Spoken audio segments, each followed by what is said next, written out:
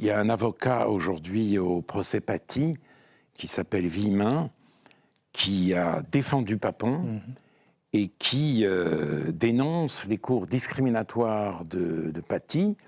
Et quand on interroge l'influenceur qu'il défend parce qu'il se réclamait du Cheikh Yassine, le fondateur du Hamas, Villemin interrompt, prend la parole et dit oui, Cheikh Yassine, ça vous choque, mais en revanche, si on parlait de ce criminel contre l'humanité qu'est Netanyahou, ça ne vous choquerait peut-être pas. Vous vous rendez compte, ce qu'on entend. Et donc il y a une convergence des antisémitismes.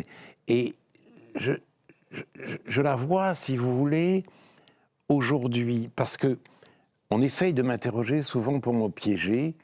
Qu'est-ce que vous ferez en 2027 C'est un coup. Je ne vous ai pas posé la question. Alors, je dis deuxième tour, Jordan Bardella, Mélenchon.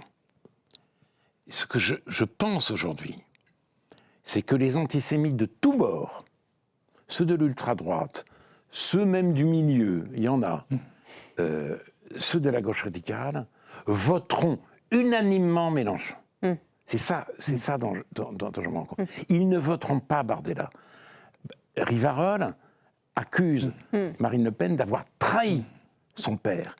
Elle est traînée dans la boue, alors que dans le même journal, Israël est traité d'État génocidaire.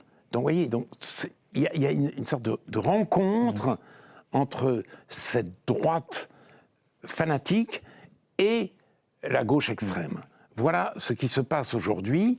Je ne pensais pas, pour revenir à votre question, que cela pouvait prendre une telle ampleur et qu'un jour, quelques semaines avant sa mort, Robert Badinter pouvait dire « il faut se tenir prêt à partir à temps ». Non, ça, je ne le savais pas.